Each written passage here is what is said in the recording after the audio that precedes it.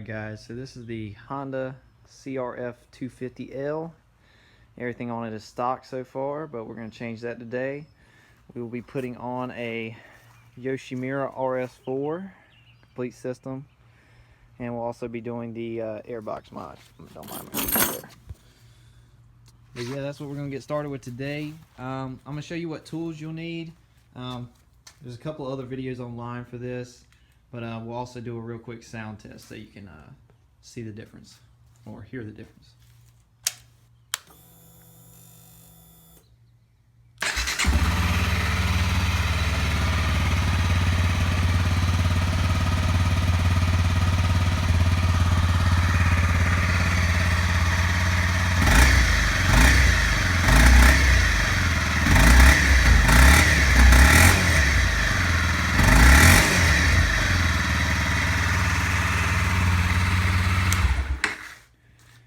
It's alright, it's okay for sneaking around. Doesn't make a whole lot of noise, but I mean, it's set up for California emissions, but we're about to change that. So let's go ahead and get started.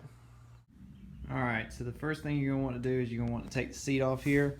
I'm going to go ahead and take out this bolt right here, as well as the other one on the other side. And then while we're at it, we'll go ahead and take off this bolt as well, and that one as well, and that should get us started. So we can end up taking this plastic off as well right here. Some of the tools I'm going to be using today, because it's Japanese of course, it's going to be all metric stuff. So this one is a 5mm Allen head, and I think the other one is going to be a 6. So other than that, I think the only other bolt that you will need is a 12mm. But we'll go ahead and take those off for you. Alright, so once you've taken the bolts off that we talked about previously, basically you can just slide your seat back and out. Oh, sorry about that. And you can see right there, these two little hooks actually go right into those two pieces right there. So all you have to do is slide the seat back and it'll come right out. This piece pops right off after you take the two bolts out for it. The heat shield, I already took the bolts out of it as well, and you can just pop it off, set it to the side. What we're gonna have to get next is we'll go ahead and pop this plastic off. We'll get that bolt, and hopefully this isn't too hard to see. We'll get those two nuts on the front that go to the header pipe. We'll go ahead and start loosening those up, and we'll check back in then. Alright, so we got that piece of plastic off. This is it. All it does is just pop right out. If you kind of take it out like so, it just kind of pops out from there, and at the back as well. Just set it to the side. That's the bolt we talked about before, as well as that one was right there. There's also a clamp right there as well. You'll have to loosen it up. And of course the two bolts in the front, we went ahead and loosened that down. So we're gonna try to take out this last one right here. It's gonna be a little tricky with me holding the camera, so hopefully it doesn't fall on the ground, but it probably will.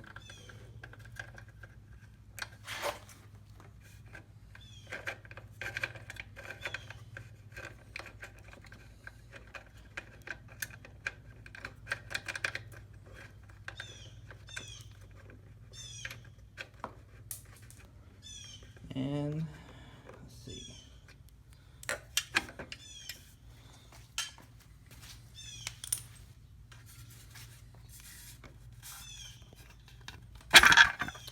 And there we go. Alright, no, it looked a little dumb there because I had to hold the camera, but all it does is pop right out. Now I'm going to separate the two pipes, and I'm going to pull the muffler out the back and the header out the front. Alright, so we got the pipes off the bike, and just to kind of give you a little frame of reference here while we're doing this, here you can see both pipes, the Yoshimura and the stock Honda. But you can see the difference just in the size of the pipes alone and how much airflow they can have, because basically all an engine is a giant air pump. So the more air you can move, the more power you'll have. And that's the header pipe as well. You can just see the difference in the openings. So that's, you know, that's ultimately why you pay to have a little bit better exhaust, and that's also why we're going to do the airbox mod. So we'll go ahead. I'll get the Yoshimura on the back of the bike, and we'll go from there. Alright guys, so now we're going to torque these to spec. We're going to do 13 foot-pounds, and basically all you have to do, go get you a torque wrench. Now it's going to be a little bit of a struggle because not everybody has them, but it's definitely going to be absolutely necessary that you use one so that you don't over tighten these bolts. And you can hear it just activated, so we know it's at spec. Alright, and that's those two. Alright, so what we're going to want to do next is we're going to go down here to this bolt. We're going to tighten it up as well, and the rear one right here. The tricky part that we're going to have to do, it's probably not going to be too difficult though. We'll have to put a spring on right here, but they send you a special tool right here, and we'll put the spring on with that. So check back in a second. Alright guys, so we're going to go ahead and put the spring on. It's kind of nifty, they send you this little special tool here. Just hooks on like that, and should be able to pull back, and it snaps right on, pretty painless. Well, we tightened down the front. We actually got this bolt right here as well, and the rear. So we should be good to go as far as the pipe being installed. We're just gonna have to put on this last little shield that goes right here, kind of over the RS-4 logo. Nothing big, nothing major, but basically if this is where your build ends, you just put it back together the way you took it apart from here on out, except you just can't use this piece right here. Other than that, you just put it back together. Alright, we'll now be doing the airbox mod, and basically what we'll be stepping up from is this is your stock snorkel, and we'll be moving up to a 2-inch snorkel. We'll just have to modify this and fit it down into this hole right here. We're actually going to end up cutting this out. We'll have to remove some material right here. The best thing to use for this is going to be a Dremel tool, but if you don't have that, you can use what I got, a cheap drill and a carbide bit. So we'll just take some shots of us working on this real quick, and we'll just show you how we remove some material.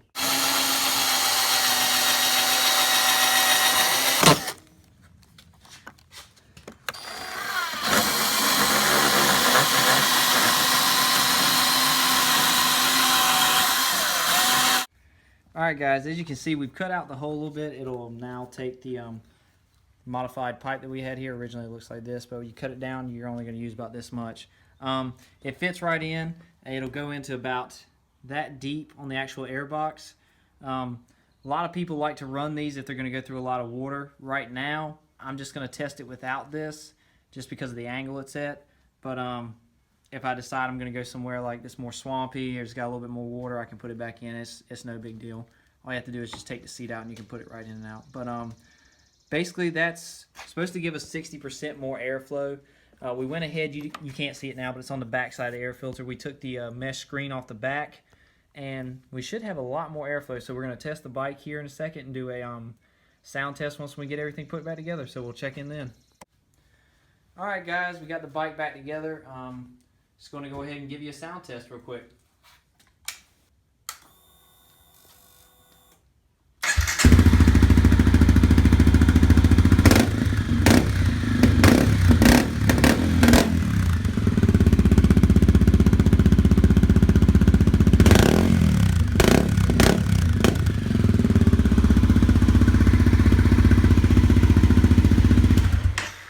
So as you can see, there's a huge difference in sound. I'm not sure how much you can make out on the video alone, but it's quite loud. So we're going to take it out here for a test ride here in a minute.